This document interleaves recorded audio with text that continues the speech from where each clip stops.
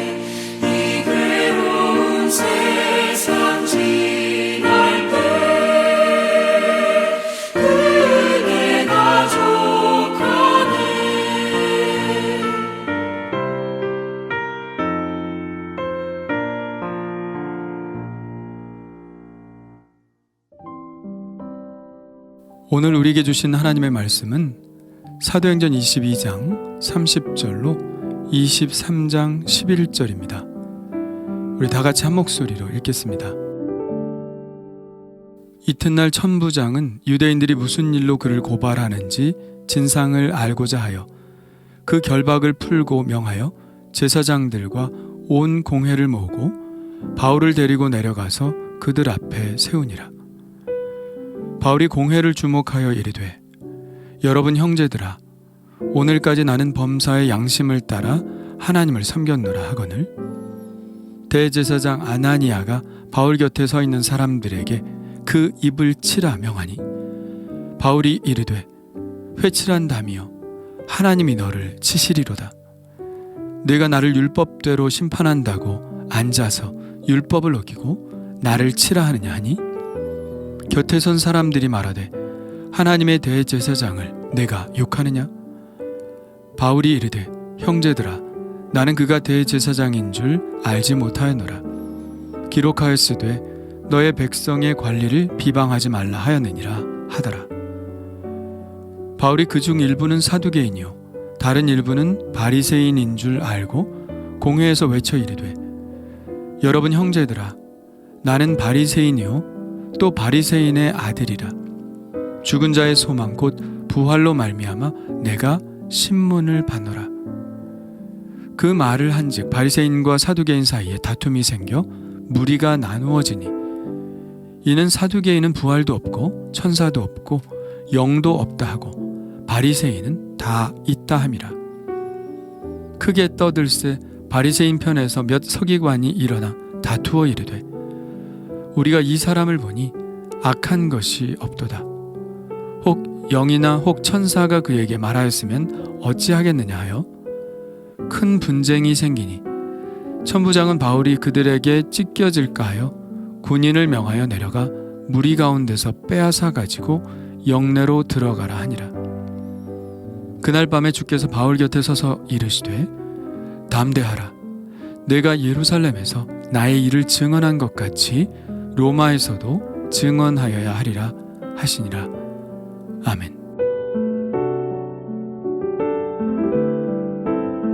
천부장은 바울을 공회 앞에 세웁니다. 천부장은 분명히 이 일은 유대인들의 종교와 관계가 있다고 생각했죠. 그래서 제사장들과 온 공회를 모으고 바울과 그들 사이에 얽힌 문제가 무엇인지 밝히고자 했습니다.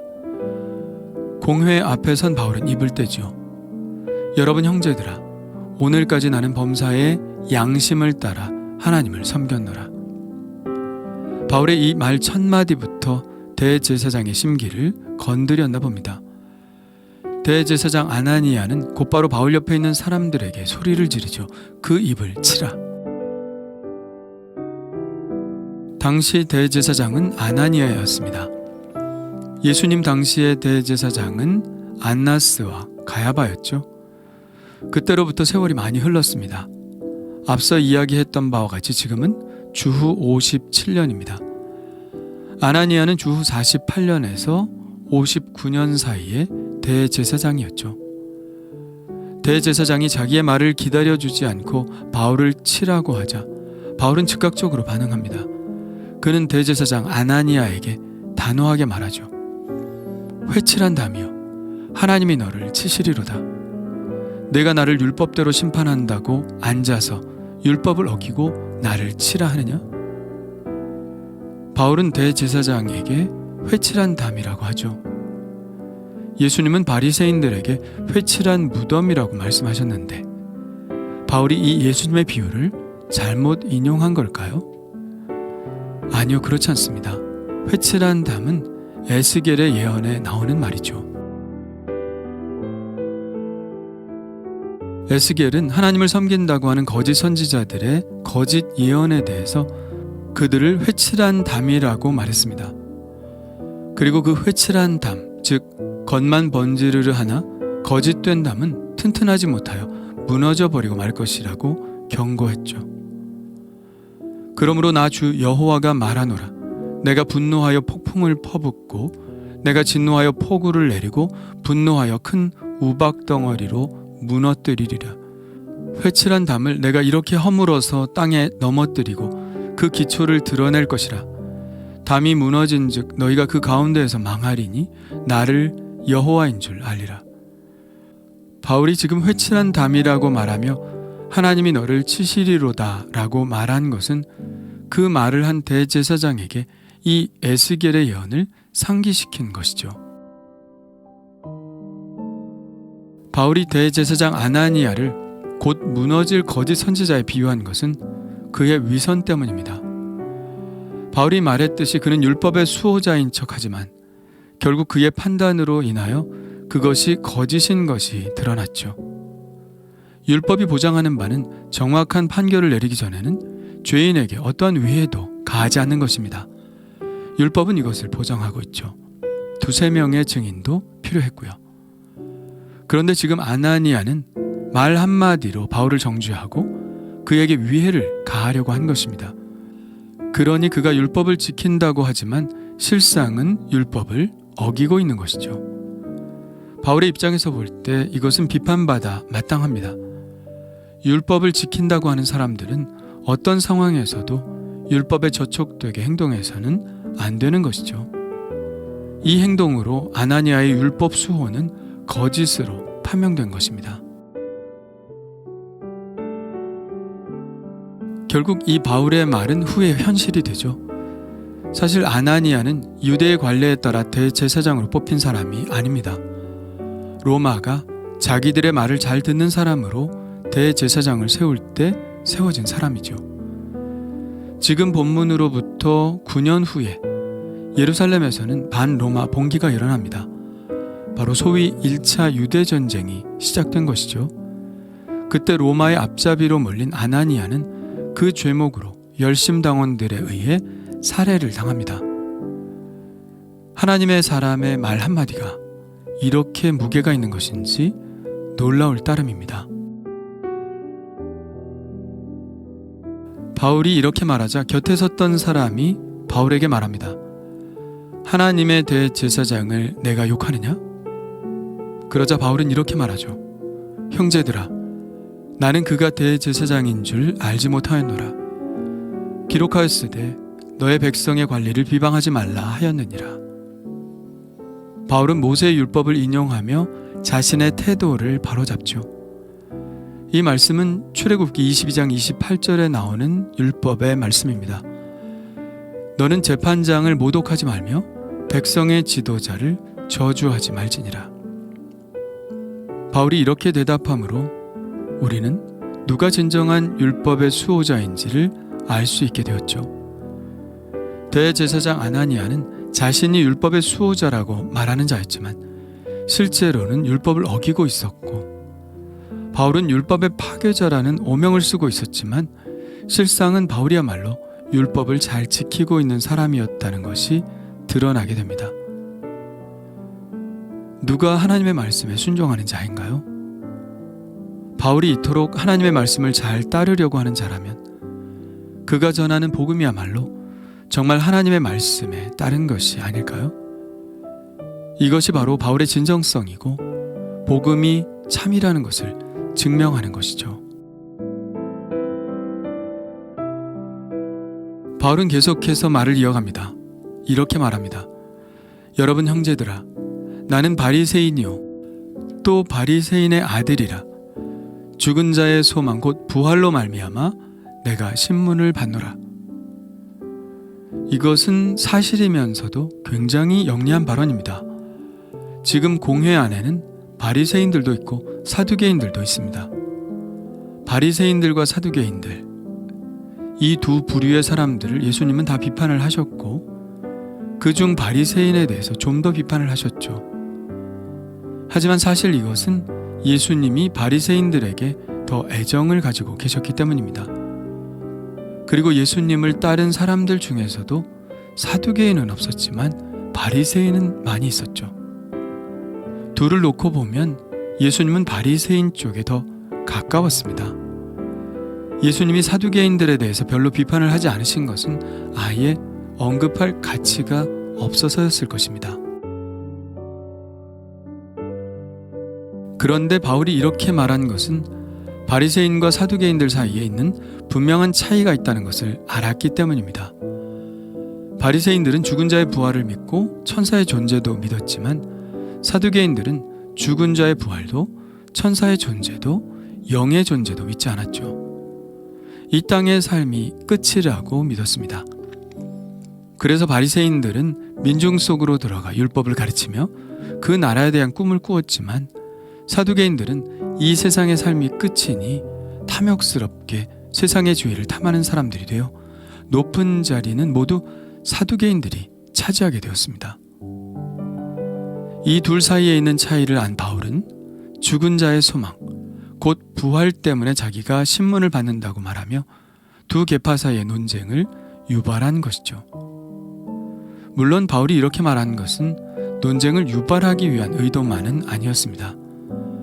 그를 포함하여 모든 전도자들이 전하고 있는 핵심 메시지는 바로 부활이었으니 그는 예수님의 부활을 전한 것뿐이죠. 결국 바울이 의도했던 그렇지 않든 바리새인과 사두개인 사이에 논쟁이 붙었습니다. 결국 바리새인 편에서 몇 서기관이 일어나 말합니다. 우리가 이 사람을 보니 악한 것이 없도다. 혹 영이나 혹 천사가 그에게 말하였으면 어찌하겠느냐. 이것은 바리새인 교사였던 가말리엘이 5장에서 했단 말과 같은 맥락을 가지고 있죠. 가말리엘은 거기서 이렇게 말합니다. 이 사상과 이 소행이 사람으로부터 났으면 무너질 것이요 만일 하나님께로부터 났으면 너희가 그들을 무너뜨릴 수 없겠고 도리어 하나님을 대적하는 자가 될까 하노라. 지금 이 서기관 바리새인들도 똑같은 말을 하는 것입니다. 실제로 영이나 혹 천사가 말했을 수도 있고 그렇다면 그는 진실된 사람이 아니겠느냐는 것이죠. 바울을 신문하려던 사람들은 오히려 그들 사이의 논쟁으로 인하여 혼란에 빠졌습니다. 천부장은 덜컥 겁이 났죠. 또 바울이 체포될 때처럼 소요사태가 일어나 바울을 때리려고 한다면 로마의 시민권자를 보호하지 못한 책임을 물게 될까봐 겁을 낸 것입니다. 그래서 그를 데리고 다시 영내로 들어갑니다. 한바탕 소동이 일어난 그날 밤에 주님이 바울 곁에 서서 말씀하십니다. 담대하라. 내가 예루살렘에서 나의 일을 증언한 것 같이 로마에서도 증언하여야 하리라. 앞서 보았던 것처럼 무엇 하여야 하리라 라는 말은 주님이 주신 소명을 말합니다. 주님은 이렇게 바울이 어려움을 겪을 때마다 마음이 조금 약해질 수도 있는 사건이 일어날 때마다 나타나셔서 바울을 격려하셨죠. 우리는 바울이 굉장히 강한 사람이라고 생각합니다. 강한 사람이라는 것을 부정할 수는 없을 것 같습니다. 그러나 그도 사람입니다. 낙심할 때도 있고 다급할 때도 있습니다. 마음이 약해질 때도 있죠. 그러나 그럼에도 불구하고 그는 끝까지 주님을 따랐습니다. 그 비결이 무엇일까요? 저는 주님의 격려라고 생각합니다. 주님이 그를 계속 붙잡아 주셨고 그 힘으로 그는 또다시 일어날 수 있었던 것이죠. 우리는 힘들 때 더 주님의 말씀을 봅니다. 왜 그럴까요? 말씀 속에 주님의 격려가 있기 때문이죠. 주님이 말씀을 통하여 힘을 주시기 때문이죠. 왜 기도를 할까요? 왜 우리의 어려운 사정을 주님께 말씀드릴까요? 주님께서 우리가 기도할 때 우리에게 용기를 주시기 때문이죠. 성령의 위로로 함께 해주시기 때문입니다. 우리는 이 힘으로 가는 겁니다. 지금은 예루살렘이지만 로마로까지 더 깊은 곳, 더 힘든 곳이라도 이 힘으로 가는 것입니다. 주님께서 오늘도 이 말씀 속에서 우리에게 힘을 주심을 느낍니다. 주님과 함께라면 어디든지 갈 수 있습니다. 주님 감사합니다. 주님은 언제나 나와 함께 하시며 힘들고 어려울 때 말씀으로 힘을 주시는 분임을 고백합니다. 주님이 격려하시는 힘으로 오늘도 잘 싸워나가게 하여 주옵소서. 성령님이 주시는 지혜로 오늘 하루를 살게 하시고, 성령님이 주시는 용기로 삶의 어려운 문제와 싸워나가게 하여 주옵소서. 우리의 위로자 예수 그리스도의 이름으로 기도합니다. 아멘. 다 같이 주님 가르쳐 주신 기도 하겠습니다. 하늘에 계신 우리 아버지여, 이름이 거룩히 여김을 받으시오며 나라가 임하시오며 뜻이 하늘에서 이루어진 것 같이 땅에서도 이루어지이다. 오늘 우리에게 일용할 양식을 주시옵고, 우리가 우리에게 죄 지은 자를 사하여 준 것 같이 우리 죄를 사하여 주시옵고, 우리를 시험에 들게 하지 마시옵고 다만 악에서 구하시옵소서. 나라와 권세 영광이 아버지께 영원히 있사옵나이다. 아멘. 우리 이제 각자 하나님께 기도하는 시간을 갖겠습니다.